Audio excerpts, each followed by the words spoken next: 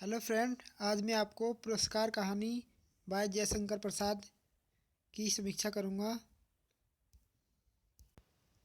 Hello friend, जैसा कि हम जानते हैं कि जयशंकर प्रसाद हिंदी कवि, नाटककार, कथाकार, उपन्यासकार तथा निबंधकार जयशंकर प्रसाद का जन्म 30 जनवरी 1879 में उत्तर प्रदेश के वाराणसी में एक वैभव परिवार में हुआ था। वे हिंदी के छायावादी युग के 4 स्तंभों में से एक हैं। उन्होंने अनेक काव्य, नाटक, कहानी संग्रह, उपन्यास आदि की रचनाएं की है। पुरस्कार कहानी बाय जयशंकर प्रसाद। कहानी की शुरुआत इंद्र पूजन समारोह से होती है।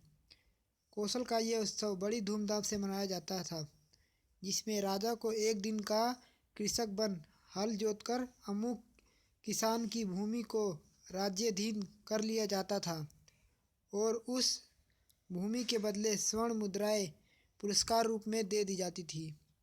आज मधुलिका की बारी थी। मधुलिका सुमित्र की पुत्री थी, जिसके खेत की जुताई राजा द्वारा होने वाली थी। वह बड़े प्रेम और सहयोग से इस कृत्य में भाग लेती है, किंतु पुरस्कार रूप में मुद्राएं लेने से अस्वीकार कर देती है, क्योंकि वह अपने पूर्वजों की भूमि को बेचना नहीं चाहती। उसे वह अपराध समझा जाता है और बदले में स्वर्ण मुद्राएं ग्रहण करने के राष्ट्रीय नियम का उल्लंघन करती है। ऐसा करने से राजा और मंत्रीगणों की भृगुटी बन जाती है।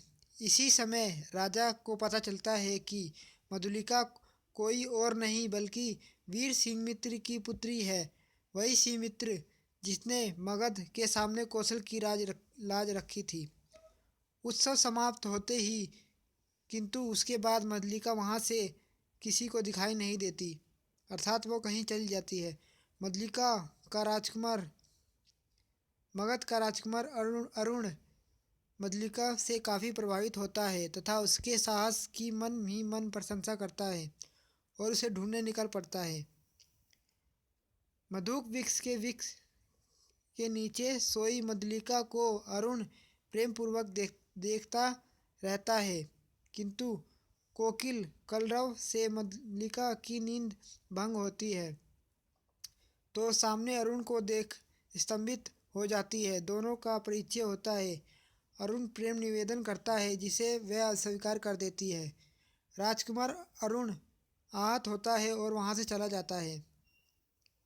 मधुलिका सब कुछ भूल कर एक किसान कन्या के रूप में दूसरों की भूमि पर काम करते हुए अपना जीवन यापन करती है कि तभी एक बरसाती रात में उसकी कुटिया में कोई दस्तक करता है।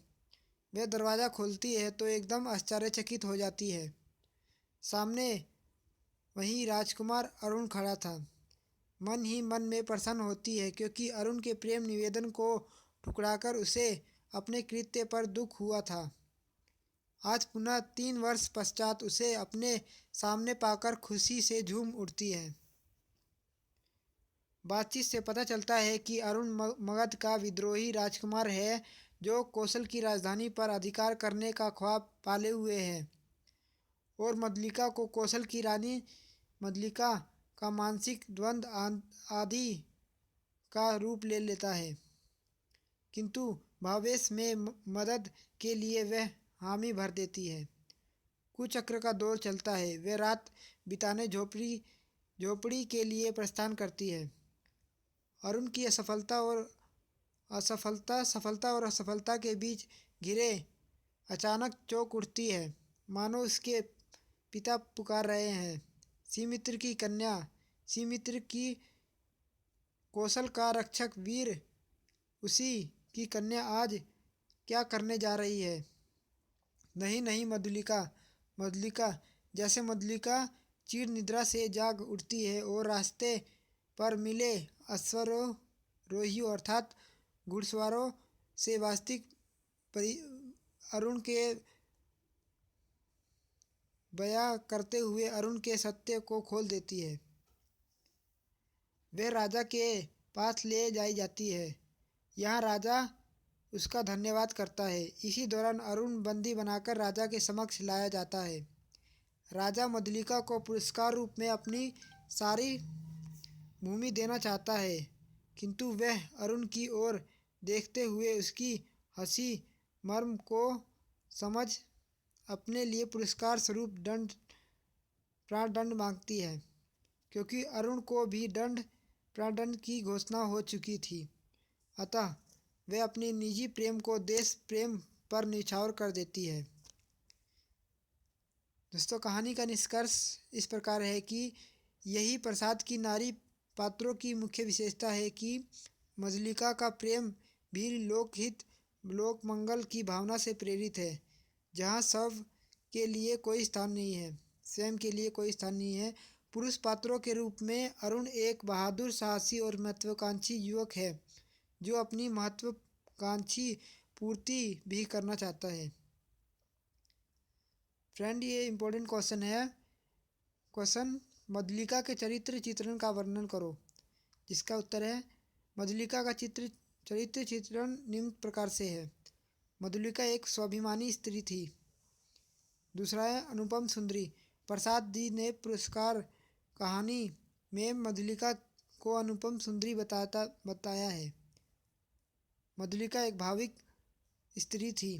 मधुलिका एक देशभक्त स्त्री थी, क्योंकि उसके पिता सिंह मित्र भी एक सच्चे देशभक्त थे। साहसिक। मधुलिका एक साहसिक स्त्री थी, क्योंकि वह बिना डरे राजा के समक्ष अपनी बातों को प्रदर्शित करती है और पुरस्कार लेने से मना कर देती है। फ्रेंड, इसमें एक क्वेश्चन आया था, प्रश्न, पुरस्कार कहानी में राष्ट्रीय भावना एवं व्यक्ति चेतना के द्वंद्व का चित्रण है, विवेचन कीजिए इसका।